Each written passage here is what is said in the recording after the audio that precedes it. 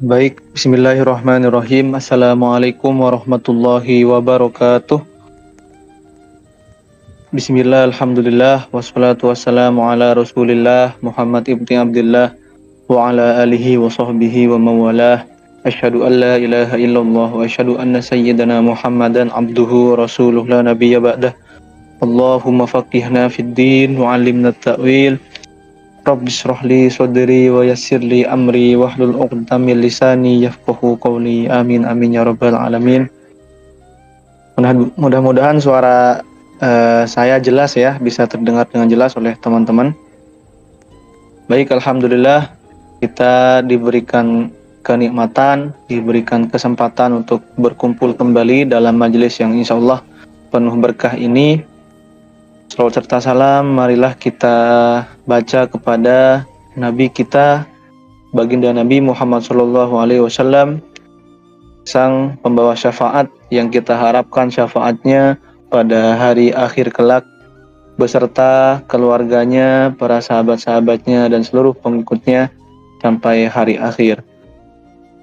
Baik, kawan-kawan jamaah remaja Muslim Roblox Muslim Community RMC yang insya Allah berada dalam lindungan dan maunah Allah Subhanahu wa Ta'ala. Pada malam ini kita akan sedikit mengaji tentang fikih, yaitu kitab Fathul Qorib, yang bagaimana kita sudah ketahui bahwasanya sebelum-sebelumnya kita sudah bertemu di dua sesi sebelumnya gitu. Jadi kita akan melanjutkan pengajian kitab di pengajian sebelumnya. Di kawan-kawan sekalian, mengingatkan kembali bahwasanya agama Islam itu secara umum ajarannya bisa dibagi menjadi 3 aspek besar gitu. Yang pertama adalah aspek akidah yang berkaitan dengan keyakinan, berkaitan dengan hal-hal yang harus kita yakini gitu kan. Kemudian fikih yang kita akan pelajari ini, fikih berkaitan dengan hukum-hukum praktis ya, yang berkaitan dengan af'al basyariyah, perilaku kita setiap hari, baik itu bermuamalah, beribadah dan lain sebagainya. Dan yang ketiga adalah aspek akhlak atau tasawuf, berkaitan dengan af'alul qulub atau ahwalul qulub, keadaan-keadaan hati seperti ikhlas, seperti sabar, khusyuk dan lain sebagainya. Dalam malam ini kita akan banyak mengulik tentang fikih aspek kedua, yaitu fikih menurut para fuqaha didefinisikan sebagai al-ilmu bil ahkam syar'iyyah al-muta'alliq bil af'anil basyariyah al-muktasab min adillatihat tafsiliyah. Jadi fikih itu kata ulama adalah ilmu tentang hukum-hukum syar'i ya, hukum-hukum syar'i yang berkaitan dengan pekerjaan-pekerjaan manusia sehari-hari begitu. Al-muktasab min adillatihat tafsiliyah, yang diambil, yang digali, hukum itu didapatkan dari dalil-dalil yang tafsili, dalil-dalil yang terperinci. Jadi dari definisi ini ada 3 unsur. Yang pertama adalah objek dari fikih itu sendiri adalah af'alul basyariyah, pekerjaan-pekerjaan manusia sehari-hari, seperti misal kita bermuamalah dengan yang lain begitu kan, kemudian beribadah dalam masalah pernikahan dan lain sebagainya, itu kan af'alul basyariyah gitu. Kalau af'alul ghairul basyariyah seperti pekerjaan-pekerjaan hewan itu di luar pembahasan fikih begitu. Atau yang bukan af'alul basyariyah, hal-hal yang berkaitan dengan aqaid atau akidah, itu bukan pembahasan fikih. Seperti tentang keesaan Tuhan gitu kan, beriman kepada malaikat, kepada hari akhir, itu bukan objek atau domain fikih gitu. Yang kedua adalah unsur metodologi ya, bagaimana fikih ini hukum fikih ini didapatkan gitu. Itu al-muktasab ya min adillatihat tafsiliyah. Jadi hukum ini ya didapatkan dari ijtihad para ulama. Ijtihad para ulama dari dalil-dalil yang tafsili gitu. Dalil yang tafsili itu maksudnya adalah aspek yang ketiga, ya aspek yang ketiga unsur yang ketiga gitu. Yang pertama objek, kedua metodologinya ya dari ijtihad para ulama dengan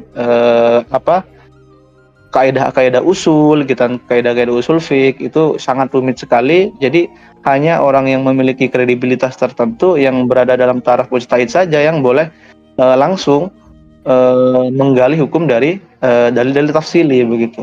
Dan unsur yang ketiga adalah dalil-dalil tafsili. Apa itu dalil-dalil tafsili?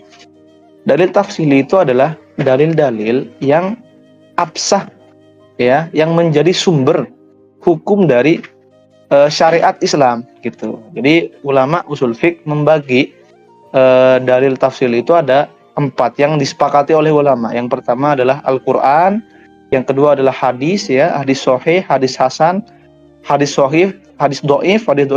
Hadis doif itu masih kontroversi di antara kalangan ulama kita, apakah dia itu boleh diamalkan atau dia itu boleh diamalkan dalam asalkan doifnya tidak syadid, ya, tidak terlalu doif.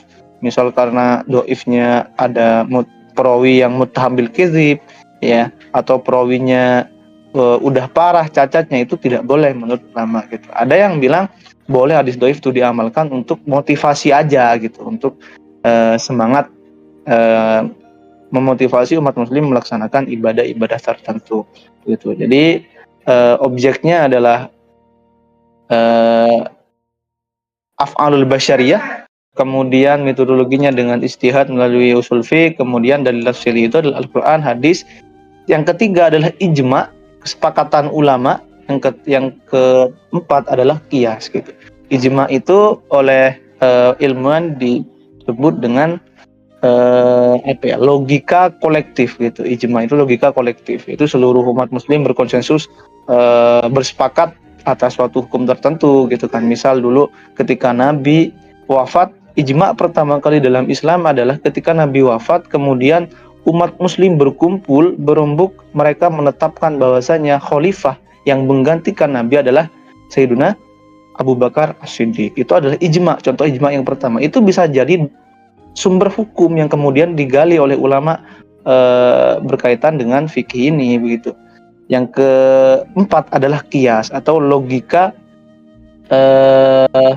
parsial, ya, logika dari personal gitu kan, atau kita menyebutnya dengan analogi begitu kan, itu qiyas. Nah, As-Sayyid Ahmad Asy-Syatiri dalam kitab Safinatun Najah mengatakan bahwasanya hukum belajar ilmu fikih itu ada 3. Yang pertama fardhu ain, wajib tuh belajar fikih kalau berkaitan dengan kewajiban-kewajiban seorang mukallaf. Misal, orang yang telah wajib sholat, maka dia wajib belajar atau dia wajib tahu hukumnya ilmu sholat. Itu kan fikih gitu. Orang yang wajib berpuasa, maka dia harus tahu hukum-hukumnya berpuasa, syarat-syaratnya berpuasa. Itu adalah ilmu fikih begitu. Jadi ada kaidah mengatakan la yatimul wajib illa bihi fahu wajib. Jadi sesuatu yang wajib, suatu yang tidak sempurna, suatu wajib yang tidak sempurna, la yatimul wajib illa bihi fahu wajib. Di sesuatu yang wajib gitu kan, yang dia itu tidak sempurna. Misal kita wajib sholat gitu kan, maka kalau kita ingin sholatnya sempurna gitu kan sholat wajib, maka kita harus tahu belajar ilmunya sholat. Itu wajib juga akhirnya gitu. Jadi makosidnya adalah wajib, wasailnya, perantara untuk menuju wajib, itu akhirnya wajib juga gitu. Jadi fikih ini adalah perantara untuk melaksanakan kewajiban-kewajiban itu. Yang pertama adalah fardhu ain, yang kedua adalah fardhu kifayah. Fardhu kifayah ini bagi orang-orang yang bisa memberikan fatwa gitu. Tidak semua orang muslim itu wajib, ya, bisa berfatwa, ya, menggali hukum-hukum para ulama. Itu tidak semuanya wajib gitu. andaikan ada satu saja dalam suatu daerah, itu yang lain tidak wajib. Itu namanya fardu kifayah. Kemudian yang terakhir adalah sunnah, apabila berkaitan dengan hal-hal yang sunnah dan dia itu orientasinya di atas fatwa gitu kan. Jadi kalau fatwa itu fardu kifayah, misal kalau tarafnya lebih tinggi dari fatwa lagi, misal dia kalau fatwa itu kan tidak berijtihad, tapi fatwa itu adalah mencari hukum dari literatur para ulama, kemudian dia berfatwa, itu fatwa gitu. Terkait lebih dari itu, misal menggali hukum lagi begitu kan, atau ijtihad, itu hukumnya sunnah. Jadi tidak semua orang itu wajib menguasai fikih secara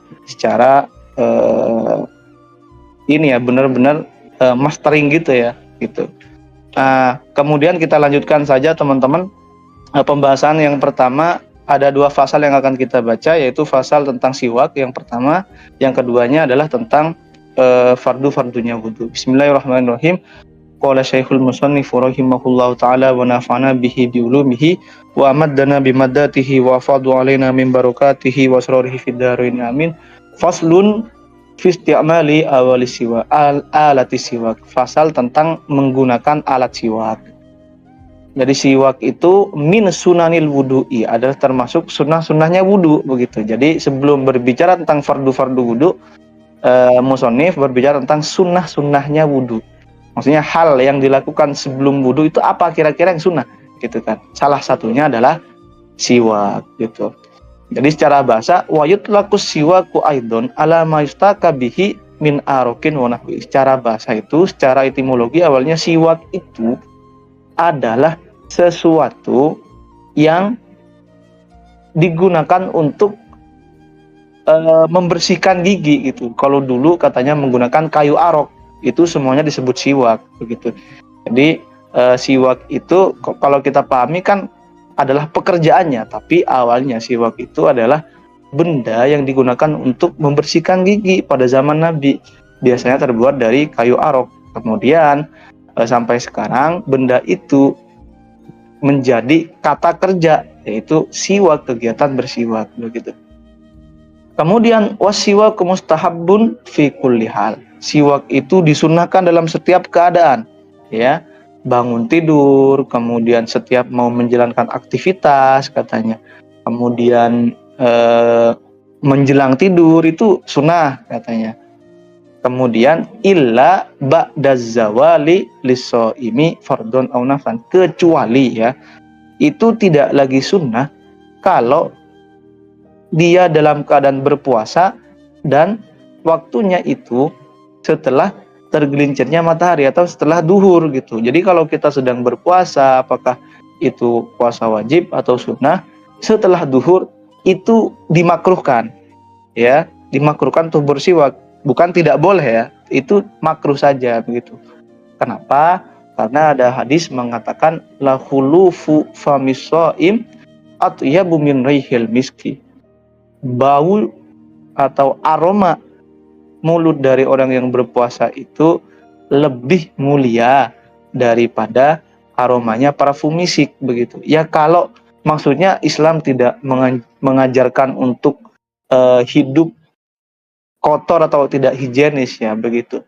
Tapi memang secara alamiah orang yang tidak makan itu kan seharian ya, tidak makan seharian atau beberapa jam aja itu kan udah merubah aroma mulut begitu kan. Itu tidak masalah seperti itu gitu. Jadi tidak perlu bersiwak terus untuk menghilangkan bau itu, atau dalam konteks sekarang sudah ada sikat gigi. Jadi tidak perlu begitu. Karena bau itu menurut Allah, di sisi Allah, ini kita maknai secara majazi bukan hakiki ya. Itu lebih disukai oleh Allah daripada baunya parfum misik begitu. Jangan kemudian karena hadis ini dimaknai secara letterlek, secara tekstual, katanya lebih harum daripada parfum misik kemudian disemburkan ke teman-temannya, itu salah kaprah gitu.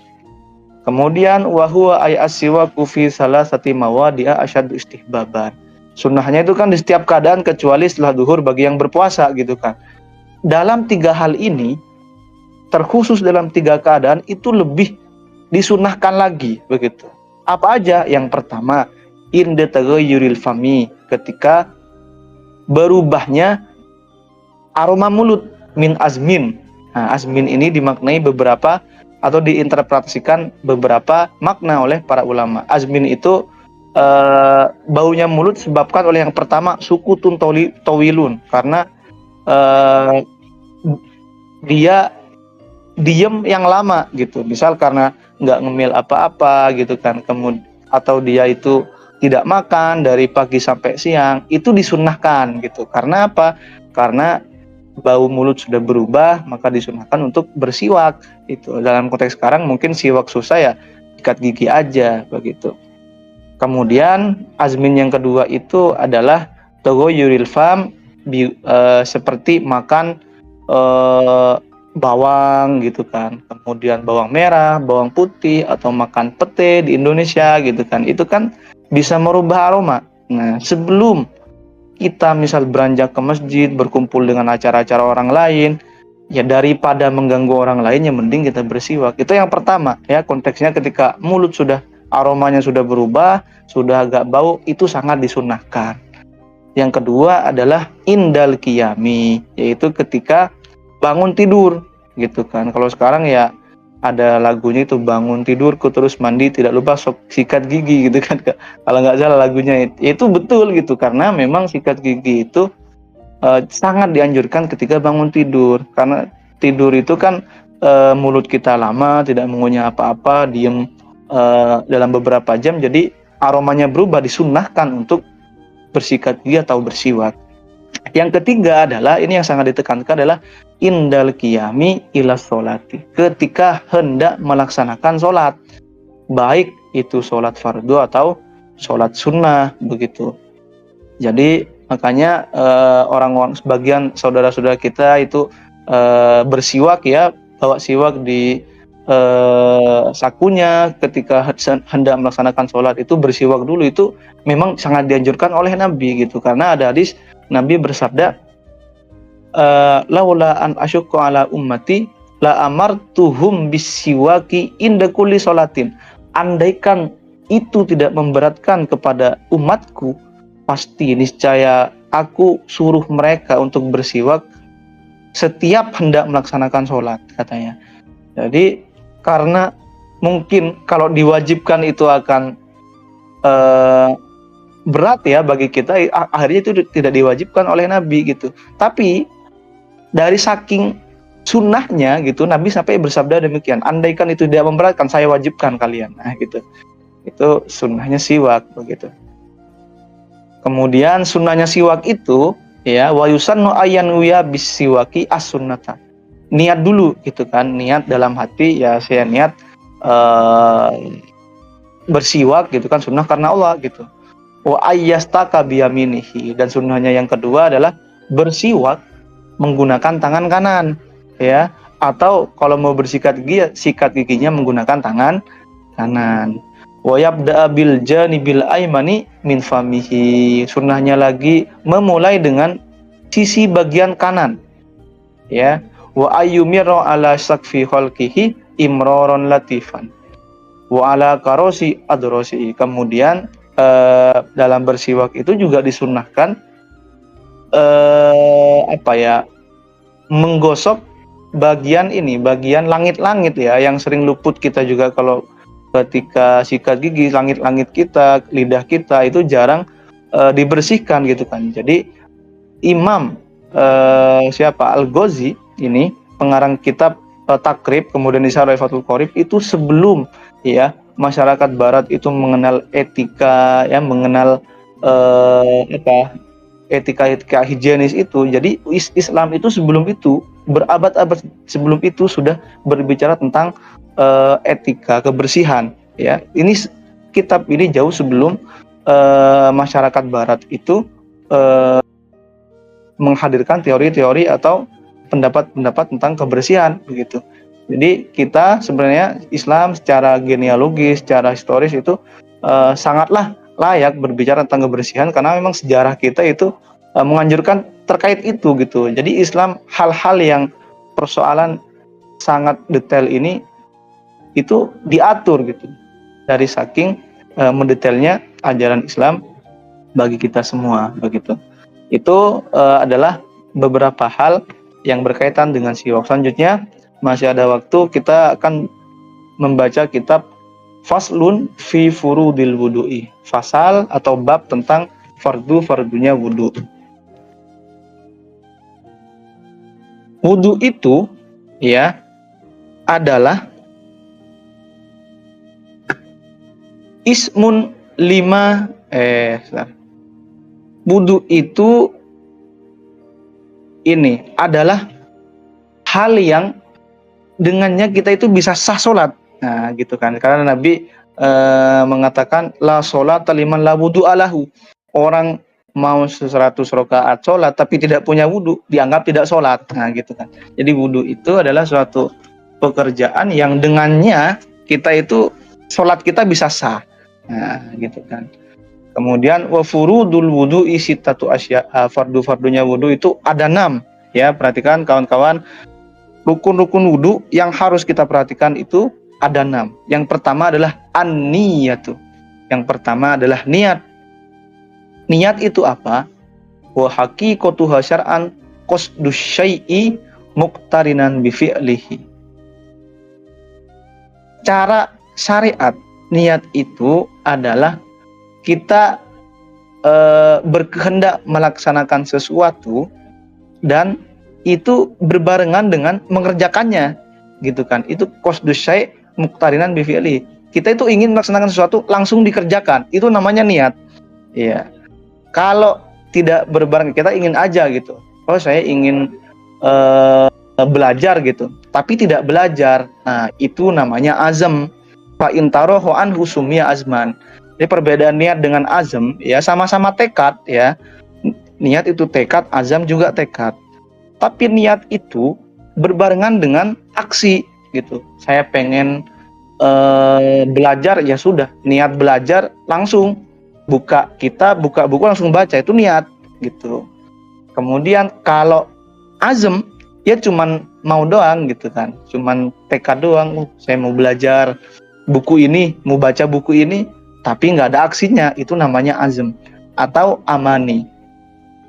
Jadi niat itu makoronahu al-fi'lu, suatu tekad yang berbarengan dengan aksi atau pekerjaan.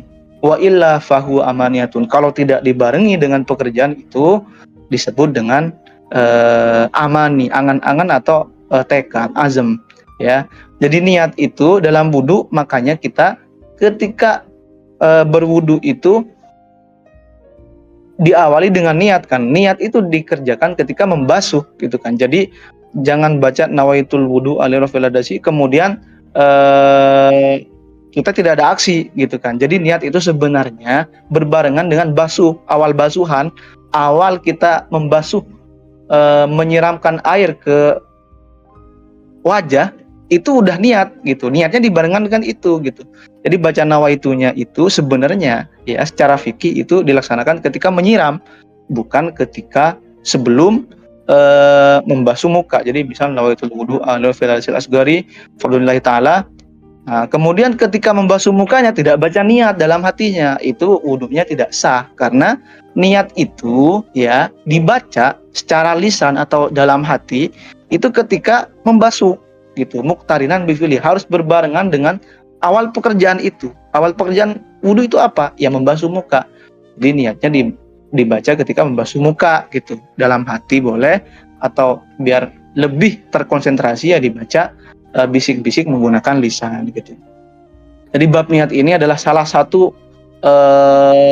ini ya, barusan udah jelaskan kalau fikih itu berbicara tentang af'al basyariyah ya, pekerjaan-pekerjaan fisik ya, pekerjaan-pekerjaan praktis kita. Tapi niat ini adalah pengecualian ya. Jadi walaupun niat ini di dalam hati, an-niyatu fil qalbi, tapi ini masuk dalam pembahasan fikih, karena setiap ibadah mahdhah itu harus diawali dengan niat gitu. Kemudian wa takunu niyatu inda ghusli awwali juz'in ini ya yang baru dijelaskan. Niat itu harus dibaca dalam hati ketika pertama kali membasuh wajah gitu.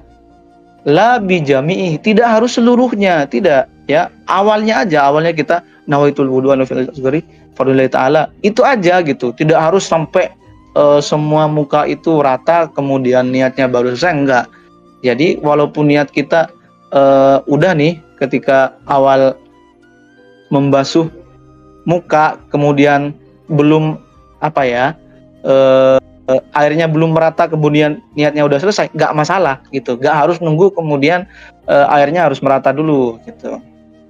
Wala bima qablahu, jangan sebelumnya juga, itu bukan niat katanya. Wala bima baru, jangan setelahnya, ini apalagi selesai wudhu membasuh muka baru baca niat, itu nggak boleh. Fayan wil mutawaddi'u inda ghusli ma dzukir hadasin min ahdasihi. Jadi harus menyebutkan liraf'il hadasil asgori katanya ya. Ketika wudhu nawaitul wudhu liraf'il hadasil asgori. Niat wudhu itu yang pertama, yang diperbolehkan ya, harus menyebutkan menghilangkan hadas ya, hadas kecil ini ya. Atau auyan ya istibahata muftakirin ila wuduin, atau berniat agar dibolehkan mengerjakan sesuatu yang membutuhkan kepada wudhu. Misal ya, kita mau pegang mushaf, itu kan kalau tidak punya wudhu nggak boleh. Nah, maka kita boleh berniat, niatnya itu dalam hati saya berniat berwudhu untuk bisa megang mushaf. Nah, itu boleh seperti itu. Gitu, walaupun tidak berniat lirafil hadasil ya, itu boleh seperti itu. Ini nomor 2. Atau nomor 3, awyanu ya fardul wudu, ya, atau berniat ya fardu wudu begitu kan. Fardun lillahi taala gitu. Karena itu yang tadi malayatimul wajib illa bi fa wajib.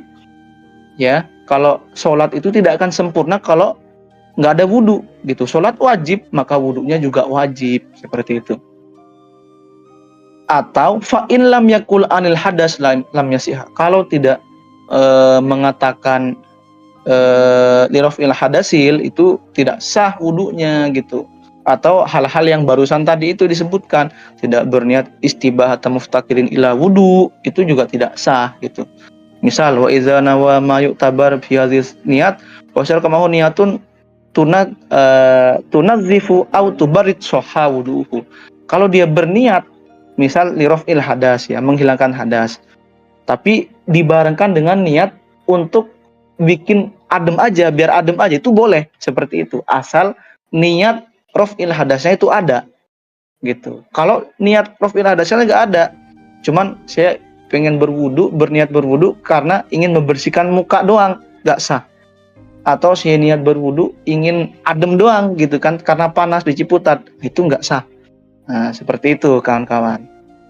Jadi niat wudhu itu harus lirafil hadasil ya, asgori, untuk menghilangkan hadas kecil. Yang kedua setelah niat adalah ghuslu jami'il wajhi ya, membasuh seluruh wajah. Jadi di sini nanti ada kata membasuh, ada kata mengusap ya.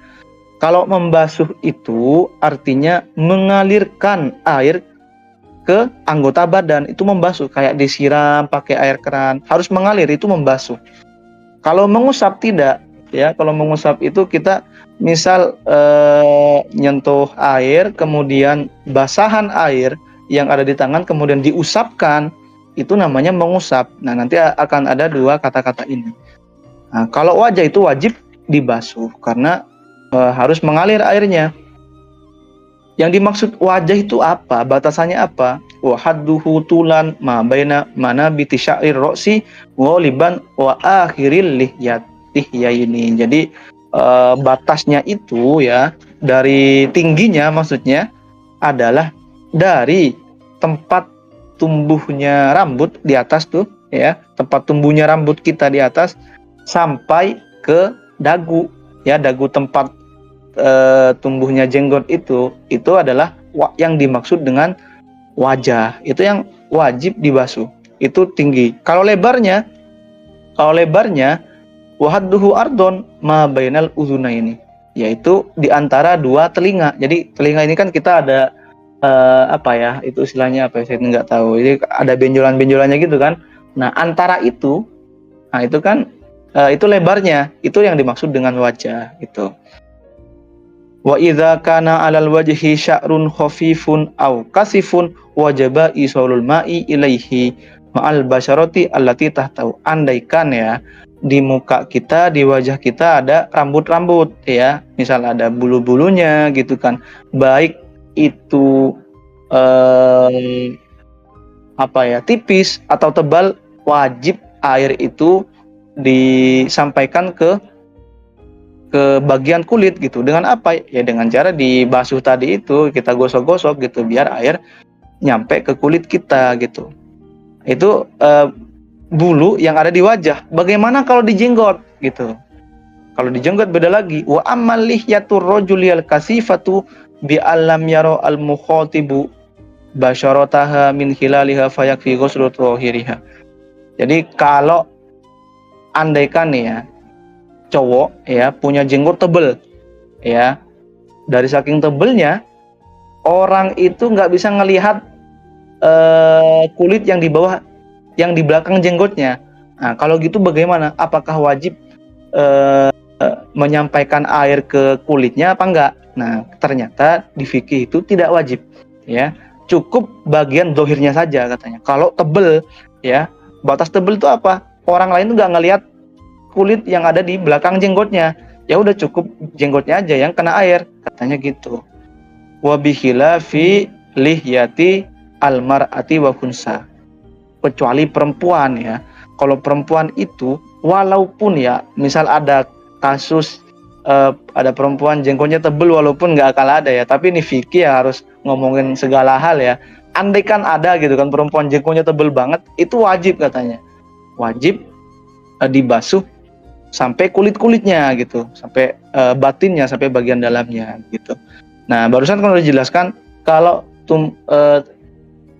cara tinggi itu kan dari tempat tumbuhnya rambut sampai dagu itu kan. Nah biar aman katanya warok bati gitu kan, wa ma tahta azakni. Jadi katanya wala budda ma'a ghuslil wajhi min ghusli juz'in minar ra'si warok bati wa ma tahta azakni. Jadi anggota tubuh di bawah dagu ini ya, yang apa ini ya?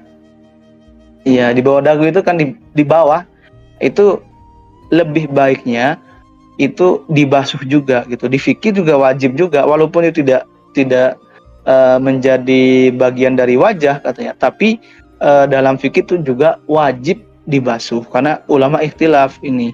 Ada yang bilang itu bagian dari wajah, ada yang bilang yang enggak gitu. Tapi biar lebih aman kita itu dibasuh aja gitu, karena ada kaidah fikih mengatakan al khuruj minal khilafi mustahab, keluar dari perbedaan pendapat artinya kita mengambil jalan yang aman itu disunahkan gitu. Kemudian yang ketiga adalah wasalisu ghuslul yadaini ilal mirfaqaini. Yang ketiga adalah membasuh ya, bukan mengusap, membasuh, wajib mengalirkan air ke kedua tangan ya, batasnya sampai kedua siku gitu kan. Fa in lam yakun lahu mirfaqoni utubiro qadruhuma, andaikan ada orang nih kasusnya yang mohon maaf tidak punya siku misalnya, ya tidak punya siku misal, maka gimana cara membasuhnya? Ya dikira-kirakan aja sikunya orang normal itu seperti apa. Ya, seperti itu katanya, kata fikih Syafi'iyah gitu. Wa yajibu ghuslu ma 'alal yadaini min sya'rin wa sil'atin wa usbi'in zaidatin wa adhafira.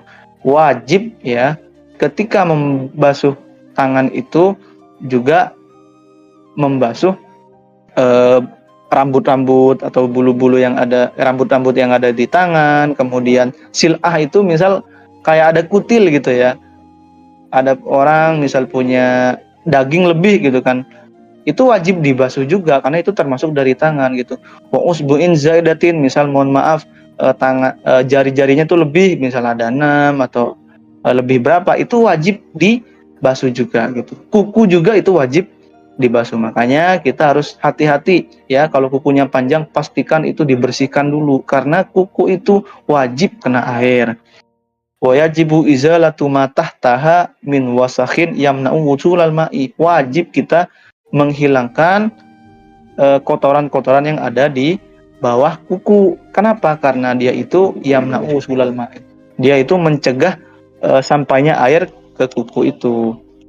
Kemudian yang ketiga adalah keempat ya, mohon maaf, warabi'u mashu ba'dirrosi, mengusap sebagian kepala. Nah, ini kalau barusan membasuh ya, membasuh itu harus mengalir airnya. Kalau mashu ini cuman mengusap aja. Misal kita mencelupkan tangan ke air yang lebih dari 2 kulah air suci menyucikan, kemudian mengusapkan ke kepala, itu udah cukup, nggak harus air mengalir gitu kan. Wala tata'ayyadul yadulil mashi bal yajuzu bihir kotin wa ghairiha. Katanya tidak harus menggunakan tangan katanya ya. Kan biasanya kita menggunakan tangan lah normalnya ya, tapi andaikan misal ada sakit atau apa, boleh menggunakan selain tangan, atau kita pakai baju ya, pakai kain, misal pakai sapu tangan, asalkan suci itu boleh-boleh aja katanya. Walau ghazala ra'sahu badala mashiha jaza. Andaikan membasuh tidak mengusap ya boleh, tapi kan kalau lagi pakai pakaian lengkap gitu kan, kemudian berwudu ya, kalau dibasuh ya basah kuyup nanti bajunya gitu ya, di masah aja itu sebenarnya udah cukup gitu. Ini ada perbedaan sebenarnya di kalangan ulama gitu. Kalau Imam Syafi'i itu berpendapat